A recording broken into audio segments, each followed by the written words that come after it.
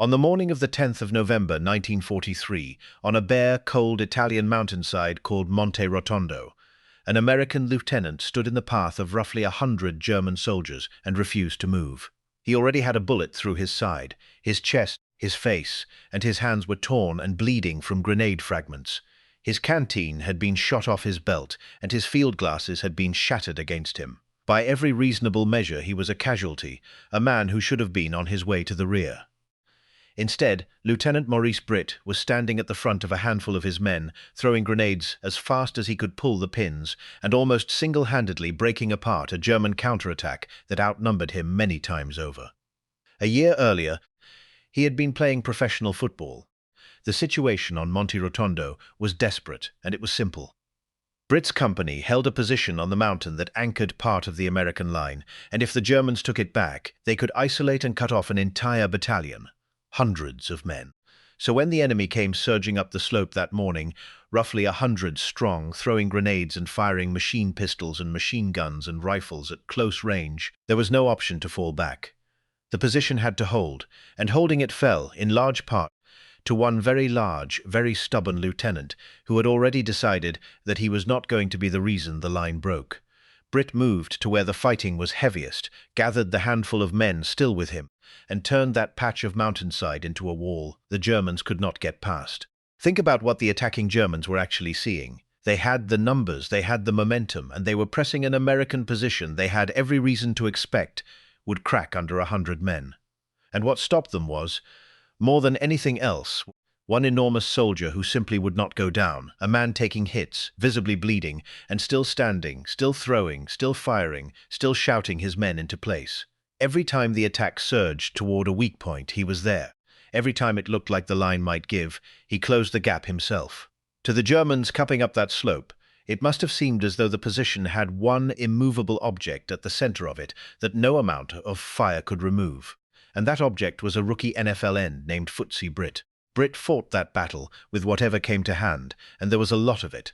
His Medal of Honor citation describes him disdaining the enemy's hand grenades and their close-range machine pistol, machine gun, and rifle fire. In other words, ignoring the storm of metal coming at him, as he led his handful of men in repelling the counterattack. He fired weapon after weapon, and above all he threw grenades, by the most widely reported count, about 32 of them, one after another, down the slope into the attacking Germans. 32 grenades from one man in one fight.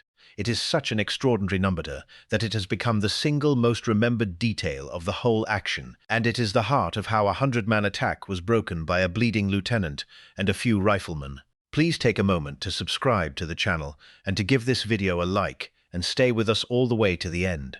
Britt fought that battle with whatever came to hand, and there was a lot of it. His Medal of Honor citation describes him disdaining the enemy's hand grenades and their close-range machine pistol, machine gun, and rifle fire. In other words, ignoring the storm of metal coming at him, as he led his handful of men in repelling the counterattack. He fired weapon after weapon, and above all he threw grenades, by the most widely reported count, about 32 of them, one after another, down the slope into the attacking Germans. 32 grenades from one man in one fight.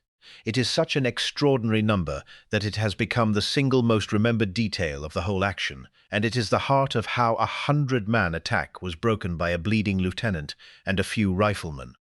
To understand 32 grenades, picture the rhythm of it. Pull the pin, throw, take cover from the blast and the return fire. Reach for the next one, pull the pin, throw again, over and over for the length of a savage firefight, while the enemy is close enough to throw their own grenades back at you and to hit you with rifle and machine gun fire the whole time. It is exhausting, terrifying, close-quarters work, and it is precisely the kind of relentless, aggressive defense that a big, athletic, physically fearless man could sustain when a smaller or more cautious one might not.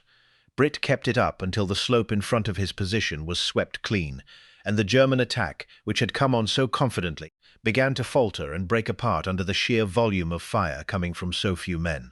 It worked. The counterattack by those roughly 100 Germans was beaten back, broken against a position defended by a handful of Americans and one lieutenant who would not fall. The battalion that would have been isolated and cut off if Monte Rotondo had been lost was safe, and only then, with the enemy driven off and the crisis past, did the question of Maurice Britt's own condition even come up, And here is perhaps the most telling detail of the entire story. Britt, by now carrying a bullet wound and a body full of grenade fragments, refused to accept medical attention. He would not leave to be treated. He kept refusing, wounded as he was, until his own battalion commander came and directly ordered him to go and have his wounds tended. Only an order from above could get him to stop. For that morning on Monte Rotondo, the wounds, the 32 grenades, the 100-man attack broken, the battalion saved, Maurice Britt was awarded the Medal of Honor, the highest decoration the United States gives for valor in combat. But the medal, extraordinary as it is only part of what makes Britt's story so remarkable. Because when you set that Medal of Honor alongside everything else he had already earned and would earn, you arrive at a distinction that no American soldier had ever held before him. Maurice Britt did not just earn the nation's highest award. He earned, in a single war, every one of the Army's top awards for valor, and he was the first American ever to do it. Let that sink in, and if stories like this are why you're here, subscribe, because the whole point of this channel is to keep the names of men like Maurice Britt from being forgotten. Britt became the first American soldier in history to earn all of his nation's top military decorations for valor in a single war: the Medal of Honor, the Distinguished Service Cross, the Silver Star, and the Bronze Star, the complete set, the entire ladder of American Valor Awards, all of them in one war.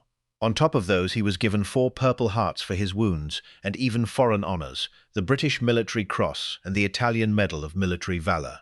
No American had ever assembled that combination before. Footsie Britt was, by that measure, the most decorated American soldier of his war. And those awards were not lucky accidents. Each one was its own act of the same kind of courage. The Silver Star, for instance, he had earned earlier in the Italian campaign, during the fighting around Salerno, for leading an assault directly against a German machine gun position, the sort of thing that gets most men killed, and that Britt seemed to treat as simply part of the job.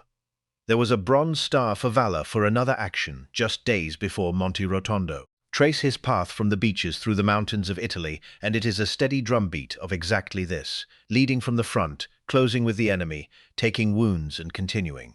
Monte Rotondo was not a bolt from the blue. It was the peak of a mountain of courage that Britt had been building, action by action, across the entire campaign. And that raises the obvious question. Where does a man like this come from? What kind of background produces someone who throws 32 grenades at 100 Germans with a bullet in his side and then has to be ordered to seek treatment? You might expect a lifelong soldier, a West Point man, a career officer bred to war. Maurice Britt was none of those things. Barely 2 years before Monte Rotondo, he had never fired a shot in anger in his life. He was not a warrior by training at all.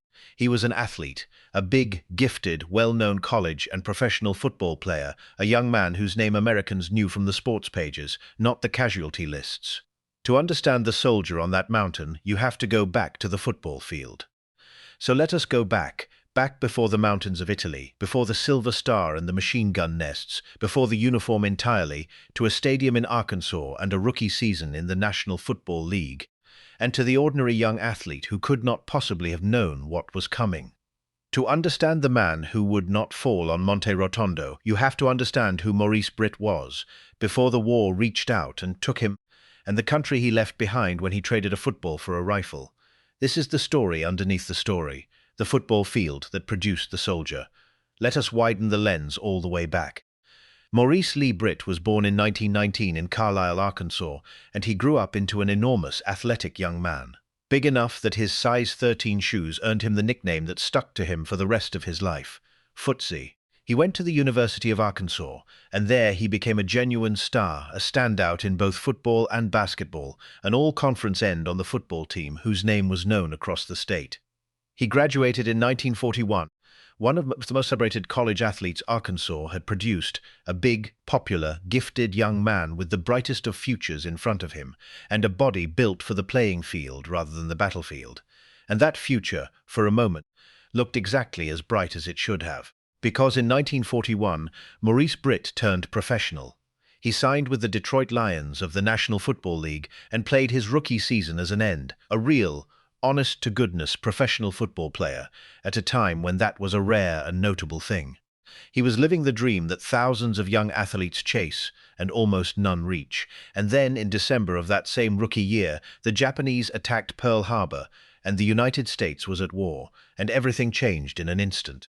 Like millions of other young men, and, notably, like a great many NFL players, whose college educations often made them officer material and sent them straight toward the front.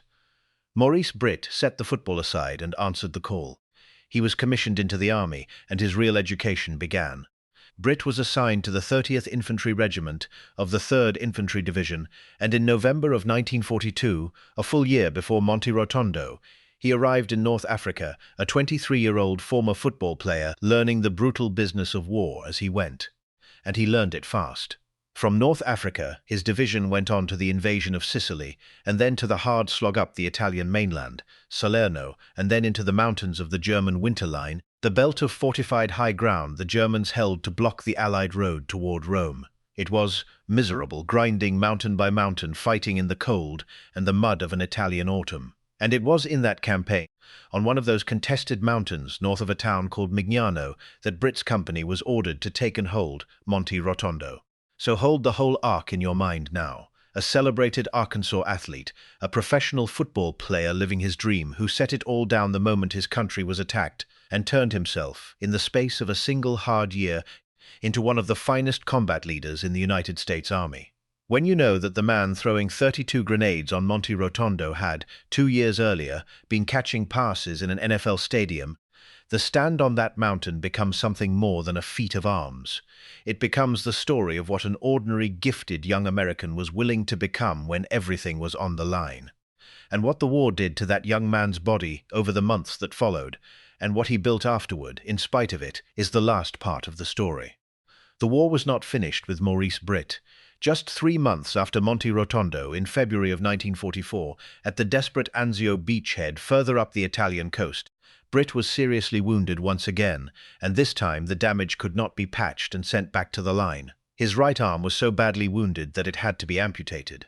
For most men, and certainly for a former professional athlete whose whole life had been built on his body, the loss of an arm would be the defining tragedy of a lifetime. For Britt, it was one more wound among many. He had, by the end, 4 Purple Hearts, and it finally, permanently ended his combat career. The football player who had thrown 32 grenades on a mountaintop would throw no more, but his life was very far from over. Because Maurice Britt came home, and he refused to let the war be the end of his story. He received his Medal of Honor in June of 1944 at a ceremony at the University of Arkansas, fittingly on the very football field where he had once been a college star. And then, one-armed, decorated beyond any American soldier before him, he built an entire second life. He went into business, he entered public service, and in 1967, more than 2 decades after Monte Rotondo, the people of Arkansas elected Maurice Footsie Britt the lieutenant governor of their state, an office he held for 4 years. The football star turned most decorated soldier turned businessman had become a statesman, a man who had given an arm and very nearly his life for his country, and then went on serving it in a suit instead of a uniform. Captain Maurice Lee Footsie Britt of Carlisle, Arkansas, the University of Arkansas star and Detroit Lions end, who traded professional football for an infantry rifle, who fought through North Africa and Sicily and Italy, who stood wounded on Monte Rotondo and broke a 100-man German counterattack with 32 grenades and would not leave until he was ordered to, who became the first American ever to earn all his nation's top awards for valor in a single war, and who gave his right arm at Anzio, came home and lived a full and useful life, and served his state and died in 1995. Somewhere, the descendants of the men in that cut-off battalion are alive today because one wounded football player would not let a mountain fall.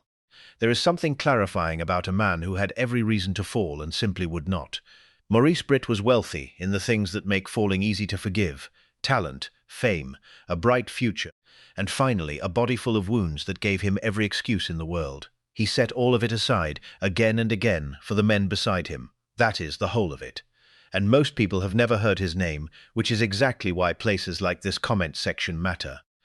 If your father, your grandfather, your great-grandfather fought in Italy, or served with the 3rd Infantry Division, or came home from any war changed and carrying more than they ever talked about, leave their name below, and tell us one thing about them, one thing they did, or said, or that you remember. The ones who would not fall deserve to be remembered as people. Subscribe if you want the next story. There are more of them.